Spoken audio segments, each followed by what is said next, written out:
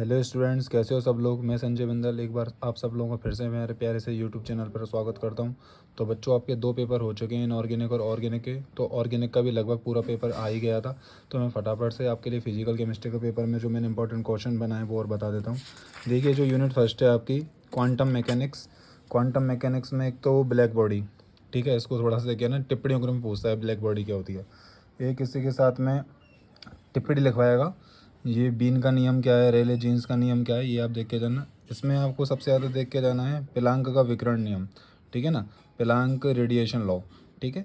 इसके साथ साथ देखिए, यूनिट बहुत बढ़िया है ये। तो इसमें एक तो जो तुम्हारा फोटो इलेक्ट्रिक इफेक्ट है, प्रकाश विद्युत प्रभाव है, ये काफ़ी इंपॉर्टेंट है। इसी के साथ साथ जब आप आगे चलोगे इसमें, तो एक क्रॉम्पटन प्रभाव और जीमान प्रभाव, इनको आप ज़रूर देख के जाना, क्रॉम्पटन प्रभाव और जीमान प्रभाव को, ठीक है बच्चों। इसके साथ मैं आपको बताना चाहूँगा, एक हाइड्रोजन परमाणु के बोर प्रतिरूप की प्रमुख जो हाइपोथेसिस है, मतलब जो हाइड्रोजन एटम के लिए जो बोल्स ने जो मॉडल दिया था वो आप देख के जाना, ठीक है।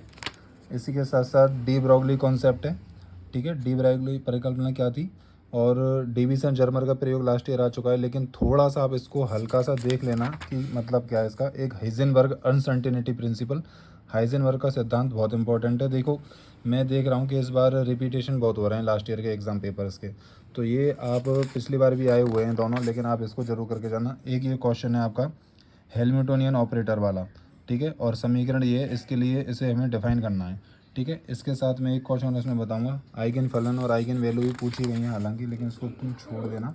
इसके साथ साथ हम चलते हैं, इसमें एक क्वेश्चन बताया था, हाँ, ये हाइड्रोजन परमाणु के लिए श्रोडिंगर समीकरण की एक्सप्लेनेशन करवानी है, और इसे तीन समीकरणों से मतलब सेपरेट करना है, ठीक है। ये वाला क्वेश्चन कर जाना है, इतना ही तुम कर लेना, इसमें इतना ही बहुत है बस।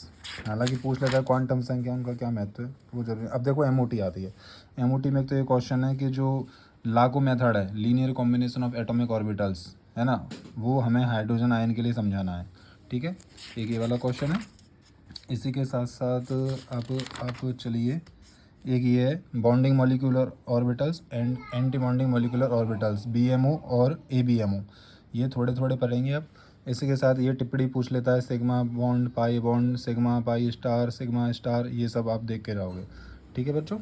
इसी के साथ साथ देखो, हाइब्रिडाइजेशन क्या है, हाइब्रिडाइजेशन का ये जो क्वेश्चन है ये कई बार रिपीट होता है, तो ये आपको एमओटी के आधार पे करना है, ठीक है। ये वाला क्वेश्चन आप करके जाना, है ना, हाइब्रिडाइजेशन क्या है।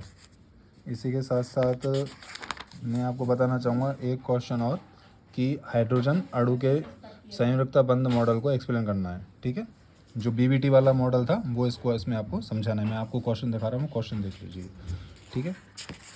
बाकी क्लास में जब मैं पढ़ा रहा था तो मैंने बच्चों को पहले ही ऑलरेडी सब बता दिए थे, तो बच्चों को दिक्कत नहीं आ रही होगी मेरे वालों को। देखो, एक विद्युत चुम्बकीय स्पेक्ट्रम क्या होता है, ईएमआर क्या होता है, इलेक्ट्रोमैग्नेटिक रेडिएशन, ठीक है, स्पेक्ट्रम, वो आप देख लेना, आपको पता ही है, लाइट का मिला जुला रूप होता है। एक बॉर्न ओपेनहाइमर सन्निकट पर टिप्पणी, ठीक है, ये क्या होता है। एक ये वाला है, एक तुम्हारा रिजिड रोटेटर है, वो क्या होता है, ये वाला क्वेश्चन आप करके देना। इसके लिए जो सिलेक्शन रूल है वो हमें समझाना है, ठीक है, सिलेक्शन रूल है वो हमें समझाना है इसमें, ठीक है बच्चों। इसी के साथ देखो बच्चों, ये लास्ट ईयर भी आया है, मैक्स बोल्ट्जमान डिस्ट्रीब्यूशन लॉ, ये काफ़ी इंपॉर्टेंट है, तो ये वाला क्वेश्चन आप जरूर देख के जाना, ये आ सकता है, ठीक है। अब हम आगे चलते हैं, तो देखो एक ये क्वेश्चन है इसमें, घूर्णन स्पेक्ट्रम द्वारा बंद लंबाई का निर्धारण कैसे किया जाता है, और आइसोटॉप इफेक्ट इसमें समझाना है, ठीक है बच्चों, ये आप करके जाना। हालांकि देखो, इसमें काफ़ी सारे हैं, एक इसमें से आप तनन कंपन और बनन कंपन क्या होते हैं, तो ये आप ज़रूर थोड़ा सा देख लेना कंपनों के बारे में। बाकी एक यूनिट के दो पार्ट हैं, तो मैं एक पोर्ट पे ज़्यादा फोकस कर रहा हूँ। देखो ये बच्चों, ये रमन स्पेक्ट्रोस्कोपी है, हर बार पूछी जाती है, तो रमन स्पेक्ट्रोस्कोपी आप जरूर करके जाना। एक सिलेक्शन रूल्स, वर्ण नियम क्या हैं, ये वाला क्वेश्चन आप जरूर करके जाओगे, ठीक है। इसके साथ साथ एक क्वेश्चन और था, देखो ये जो कंपन है ना, ये आपको दिख रहे हैं डायग्राम में, बंकन कंपन, तन कंपन, ये कंपन वाइब्रेशन जरूर पूछे जाते हैं, तो ये वाले आप थोड़े पढ़ लेना। एक बच्चों, ये फ्रैंक कोडॉन प्रिंसिपल है, फ्रैंक कोडॉन सिद्धांत है, और देखो मैं वीडियो में इसका थोड़ा सा आपको आंसर भी बता देता हूँ, हालांकि मैं सॉल्व पेपरों पे इतना भरोसा नहीं करता, तो मैंने जो लिखवाया था नोट्स में वो वाला आप करके जाना, बाकी जो बच्चे यूट्यूबर हैं वो कहीं से अरेंज कर लेना, गूगल से हेल्प ले लेना। बाकी अब आते हैं देखो यूनिट 4 पे। तो यूनिट 4 में आपको मैं सीधा सीधा बताता हूँ। एक तो लैम्बर्ट बियर लॉ, ठीक है, ये करके जाना। एक ग्रोथर ड्रेपर का नियम, ठीक है, फोटो रसायन के जो नियम है वो आप करके जाना। एक इसमें से सीधा सीधा बताऊँ, आप इसमें से एक पोर्शन कर लो।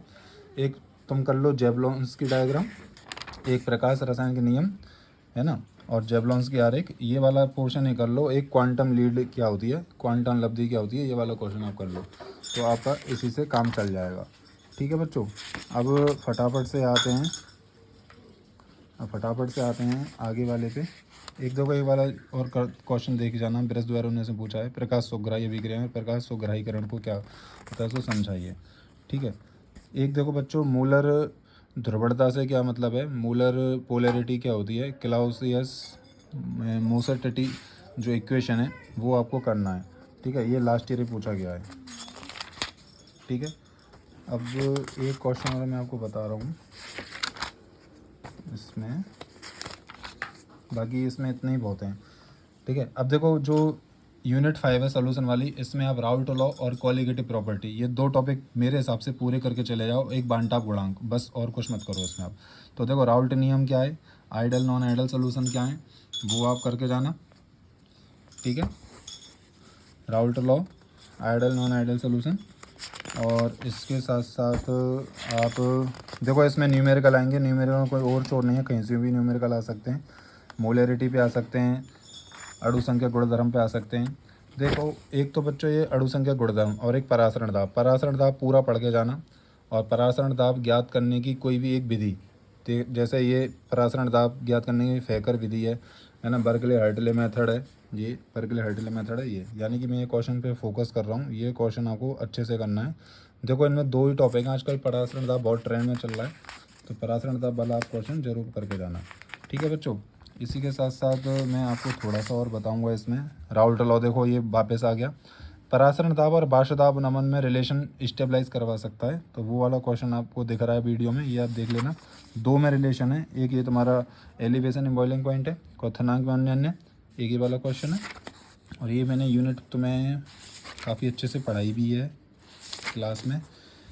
एक देखो बच्चों ये क्वेश्चन है, असामान्य आणविक द्रव्यमान, ये बांटा फैक्टर है। ठीक है, ये बांटा फैक्टर आपको करना है। डिसोसिएशन और एसोसिएशन कैसे करते हैं, इसमें आपको आयोटा निकालना पड़ता है। ठीक है बच्चों, ये वाला क्वेश्चन है। ये क्वेश्चन और था इसमें,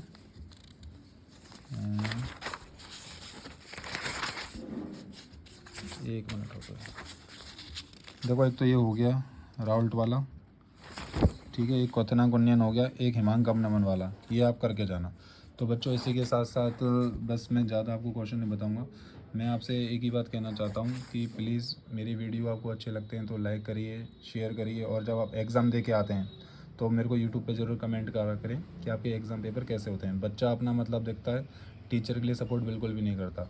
ठीक है, तो मेरा तो ड्यूटी है, फिर भी मैं बनाऊँगा और आने वाले सालों में बनाऊँगा। तो wish you all the best, आपके एग्ज़ाम अच्छा जाए कल का। मैं वीडियो बनाने में थोड़ा लेट हो गया था क्योंकि कॉलेज में ड्यूटी वगैरह बहुत रहती है, मेरी शेड्यूल बिजी शेड्यूल बहुत रहता है। तो इसी के साथ हम फिर विदाई लेते हैं, फिर मिलते हैं अगली वीडियो में। धन्यवाद, जय हिंद।